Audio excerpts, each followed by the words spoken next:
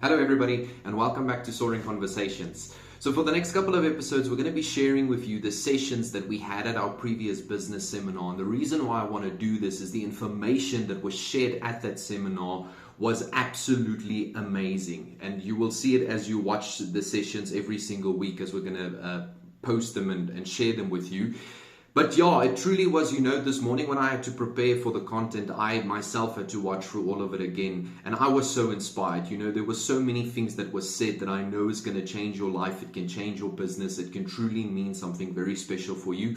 So get a notebook ready, maybe get a cup of coffee ready as well, and then make notes, learn from it, and go and implement everything that you learn.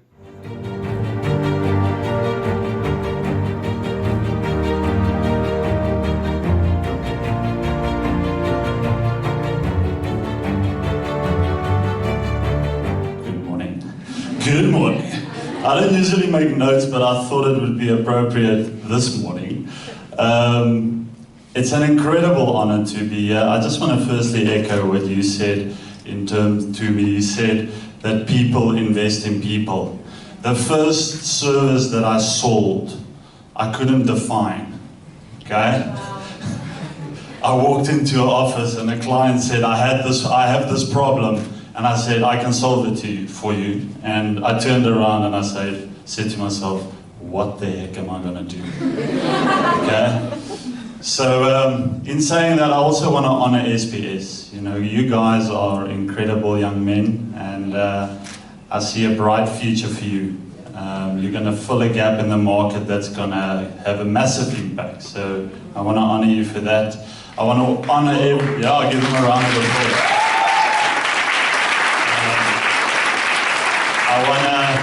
I want to also just honor every single one of you standing or sitting here on a Saturday morning, okay? What I've come to realize in the last couple of years is that time is the most valuable commodity. And how you invest your time shows where you are going, okay? And just for being here, I want you to give yourself and everyone here a round of applause for being here. For those of you who don't know me, I am a dreamer. Okay, I can dream. I dream of a future where godly purpose is a norm. Amen. I dream of a future where identity-based leaders are shaping the future and culture. Okay? I dream of raising up a president for South Africa. I dream of one day playing a round of golf with Tiger Woods. And last but not least, I dream of winning Survivor South Africa. That's one of my dreams. So in today's session, my approach is always to have three things happen in your life. And it's not just going to be me. I think all the speakers are contributing to that. But I've got three objectives when I enter a room, whether it's with one person or whether it's with multitudes. Those three objectives is, number one, is to ignite them. Okay? There needs to be an activation that takes place within the heart of a person when I interact with them. Okay? The second thing is I want to excite them. Okay? The future is bright. It's amazing. There's an incredible future in front of us. The third thing is I want to challenge and change your thinking. Okay? And maybe that's what happened, Chris, in our conversation. I can't remember what I said. But I want to challenge and change your thinking, because if your thinking can change, your life can change. And if your life can change, we can change the future. Okay? There's a man called Jordan Peterson. He said, don't try and change the world. Change yourself. And that thing stuck with me. Is if I want to make a valuable contribution to my world, I need to change. So, in saying that, I want to ask you a couple of questions, and I want you to respond, okay, in the following manner. I want you to raise both your hands in the air, okay? Not halfway now. Imagine I am a member of the police, okay? Hands up, okay? I'm going to ask you a question, and I want you to tap into heaven and pull down the best yes that you can pull down, okay? So I'm going to ask you the question, and your response must be yes, okay? Are you with me? Can you say yes? Yes. Some of you are in church at this moment. Your hands are in the air. I want you to say yes. Yes. Okay, hands up. So, ladies and gentlemen, are you ready to be ignited? Yes. Are you ready to be excited? Yes. Are you ready to change your thinking? Yes. Are you ready to shape culture? Yes. Are you ready to break barriers? Yes. I love the enthusiasm. Give yourself a round. Right. So, my leadership journey started in grade 1. I was not elected, but selected to be class captain. There's nothing special about that, because it only lasted a week. Because we had a rotation system, okay? But mine didn't even last a week. Because halfway through the week, one of my classmates, his name was R.P. Olwagen. Okay? We used to call him R.P. He was an incredible guy. Actual name, Andre. He came up to me and we were wrestling, and he tore my shirt and my button flew off, and now I'm the class captain. And my response was the following. I picked up a chair and I smashed RP, okay? And as I did that, the teacher came into the class. I was taken to the headmaster's office and I lost my class captainship, okay? That continued into grade 7. I was elected to be the head boy. Grade 12, I was elected to be the head boy. I can't tell you why they elected me. I was so freaked out when they elected me to be head boy in grade 12. I drove from the ceremony and had a smoke.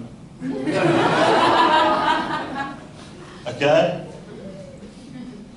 The reason why I'm telling you this is because I didn't understand the value of leadership. The only place where I came to realize was in my second year at varsity. I'm in a residence, super diverse, and I get elected to be a first year guardian. And then God spoke to me. He said to me, I want you to take this position seriously. Okay? So I started the journey of leadership and learning about it and how it functions, etc.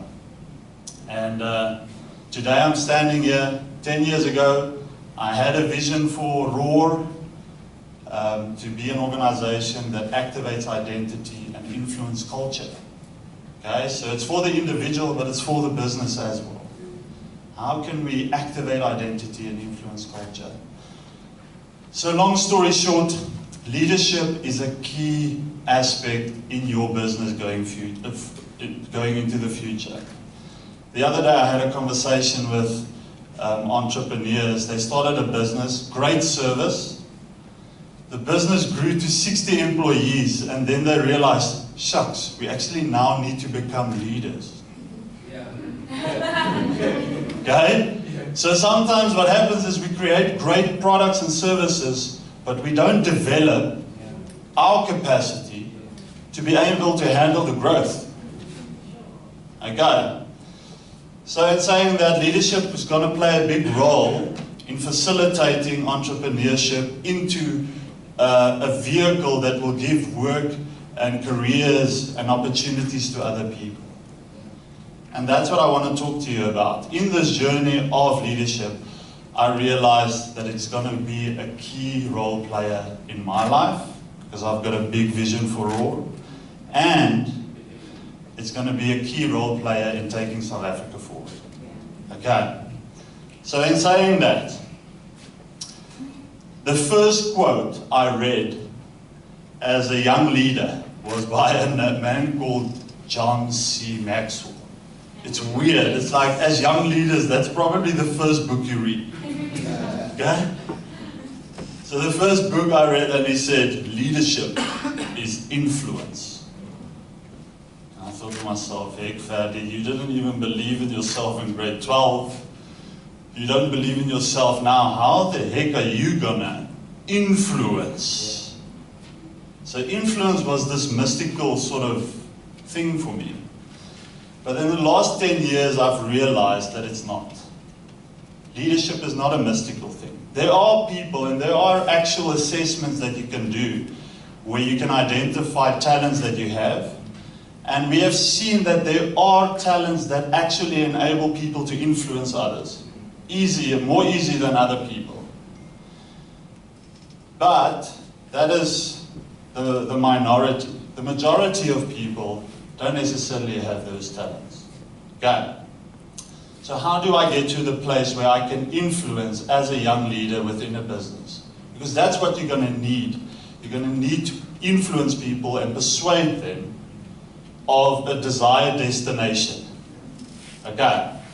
So in saying that, I want to leave you with 5 things that I've seen in the last couple of years in my personal life. I'm not necessarily the influencer with the talents, but I've seen with key small takeaways, these are going to be small takeaways that you can take away in your journey as to how you can influence people, influence clients, etc. Okay, so the first one is passion. If you, as a young leader, lead with passion, okay, it creates influence. The result of it is influence. Okay? When Christus spoke about that young lady in his home cell, I saw the passion. Do you get me? And because of that passion, they have actually started a business. Okay? And there's influence behind it. So passion is a powerful tool. The moment you lose your passion, you lose influence and you lose drive. Okay? So in determining what direction you take in terms of business, make sure it's something that you're passionate about, because you won't last. Okay? Tumi and I spoke earlier, it's 10 years, Roar is 10 years, he's turning 10 soon. Without passion, we will not have gotten this far. Okay, and if you go and look at the meaning of passion in a Latin translation, it means pain. Okay? So passion means pain. Are you willing to go through pain for your passion? Are you willing? Okay? There's nothing more beautiful when I love you. You won't believe it, but I actually love classical music. So there's nothing more beautiful to see someone playing a violin, because you can't play a violin without having passion for it, because it's too difficult. Yeah.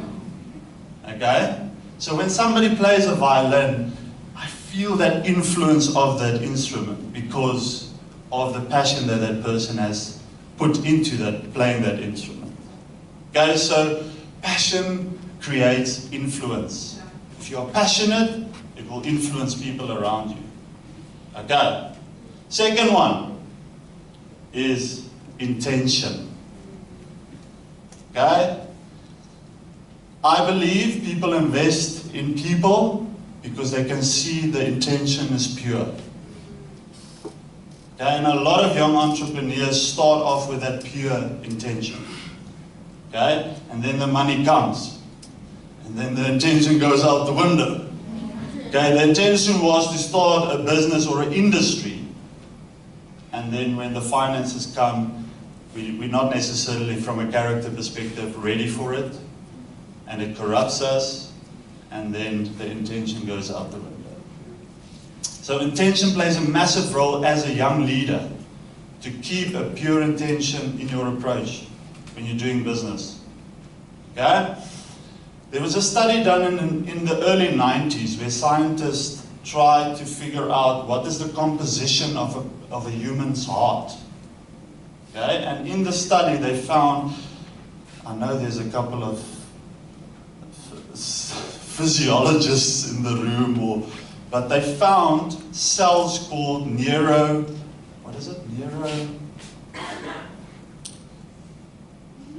sensory neurites. Okay, I'm not a physiologist, but this was just very interesting to me. Sensory neurites in a human being's heart. And these little neurites created a network within the heart. But this network is similar to what we find in the brain. Okay? And what they found was that these neurites can independently think for themselves. You know the saying, follow your heart? It's because our hearts can think. Alright? Our hearts can think. So if your intention is pure, you will connect with people in two places. In their minds and in their hearts. If your intention is not pure, this one will reject it. Yeah. Okay? So as young leaders, we need to learn to connect with both. So my intention always when I connect with people is to connect here and here. Okay? So that's number 2, intention. The third one, imagination. Just imagine where we are now in South Africa. We are facing mountains. But can you, as the leader, see what's on the other side of the mountain? Because if you can see that, you can take people over the mountain. If we are going to be faced with the mountain all the time and just speak about the mountain, we are not going to be imagining what's on the other side. That is something that I have, and that's why I say I'm a dreamer, because I always see what's on the other side. It's weird, maybe it's a gift, I don't know. But I remember, even as a young child, my family went through a very traumatic experience, and as a young child, I just said, tomorrow is going to be better. It's weird. Alright, so have imagination. Tell people what you see on the other side as a leader. The fourth one is one I love. It's, you have an opportunity to create environments. Okay? Environments create influence. Okay, you can walk into certain environments. I walked into an environment in 2007 in our church, and I was like, I'm confronted with influence. It's like, there's something here. Okay?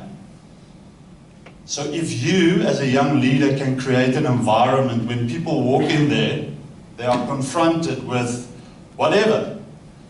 Okay? In something that is tangible. You can create that environment. Just think about a farmer. He plants a seed, and if there's a weed that comes up, what does he do? He takes the weed out. Okay? So as a young leader, you're busy building a business. You are going to be planting seeds. You're creating an environment all the time. If there's weeds, you have to address the weed. Okay? So you have to develop environments, and you have the opportunity to create environments where people can be influenced. A young person coming from a rural community can walk into your business and be challenged to dream bigger. Okay? And that is what I want to do as a leader. I want to create an environment where they can dream and flourish. Alright, so firstly we've got passion. Secondly, we've got intention. Then we've got imagination. And fourthly, we have environments. Number 5, I want to do a quick activity with you. I want my members over there, I want you to move into this block here. Everyone, maybe you two at the back, can you move to the front, to this block, because there's a lot of people here. I want to do a quick activity with you. I want you to stand up. Okay? I'm going to play a game with you. It's called Pulse. You know what a pulse is? This little beat in our wrists. Okay? I'm going to start a pulse. You're going to be connected in your group. This is team 1 and team 2. You're going to connect with each other. Okay? That pulse needs to be transferred through your group to the back. Can I ask you maybe just to move into the section here? Thank you. There we go. Alright, how it's going to work is, we're going to start here with Christy. He's going to put his hand on Marcus's shoulder, and it's going to continue all the way. We're going to do a little snake. Okay?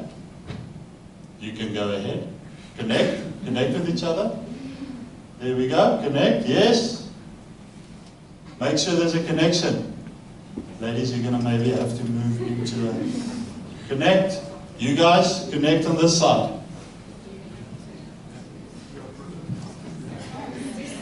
Connect. Connect.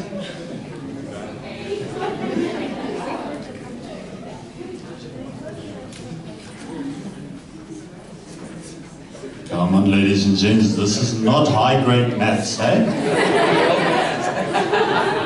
Make sure we've got a line. Okay, there we go. How it will work is, I'm going to start a pulse here by squeezing Christu and Bongani's shoulders. Okay, that pulse needs to be transferred down the line. Okay, now just like electricity, where's the end of the line? There we go, that young lady over there. There's another lady over there. Remember, just like electricity, when we switch on a light, there's evidence that the electricity has come. Okay?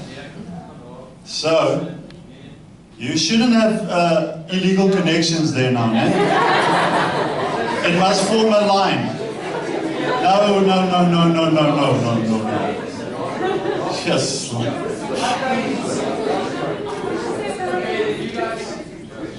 Are we good? Alright, that's why I said team 1 and team 2. Okay, so the pulse is going to travel down the line and it's going to reach the end. When it reaches the end, we need evidence that it's reached the end. Okay? So the ladies there at the end, when the pulse reaches you, you have to break out in sing us a song. Okay? You have to break out and sing a song.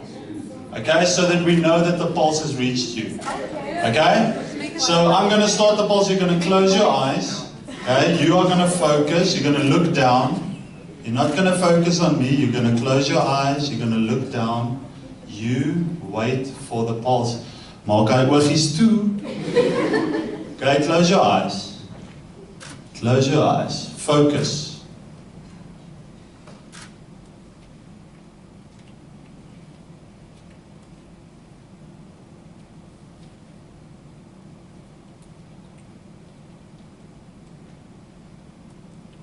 This is like an old age home, yeah.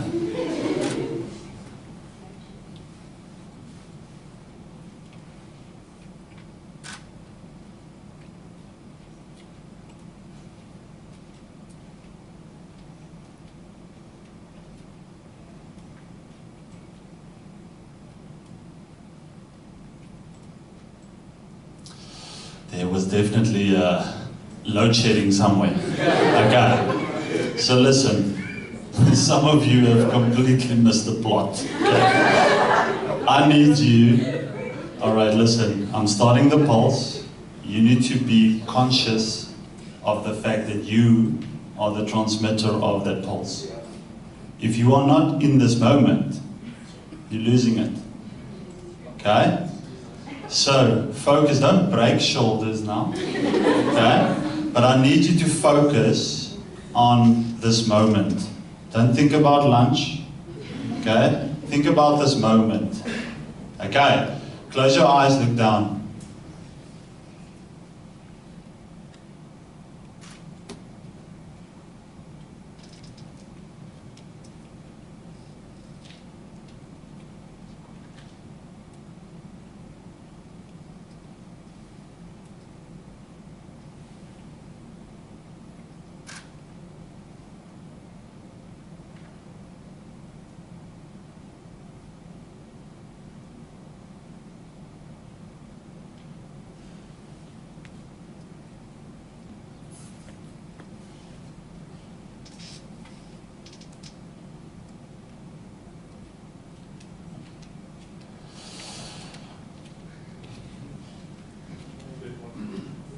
It's definitely Saturday.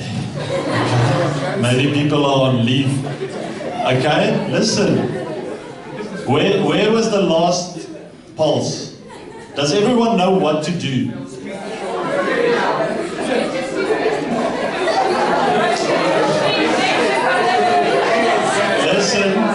Listen, this is not... Okay, listen up. The Holy Spirit is not going to squeeze the person's shoulder for you. You have to squeeze the person's shoulder. Alright? Some of you are like, this is your moment to make the move on the goal or whatever. Alright? Last chance, okay? Focus. When the pulse reaches you, you need to transfer the pulse. Alright? Close your eyes, look down. Focus. And be quick.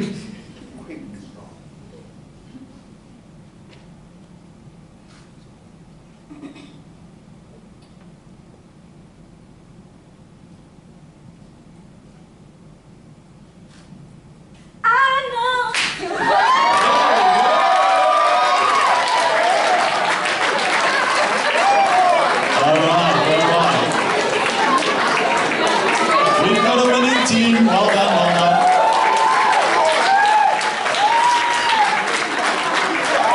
Take your seats. I just want to summarize that for you quickly.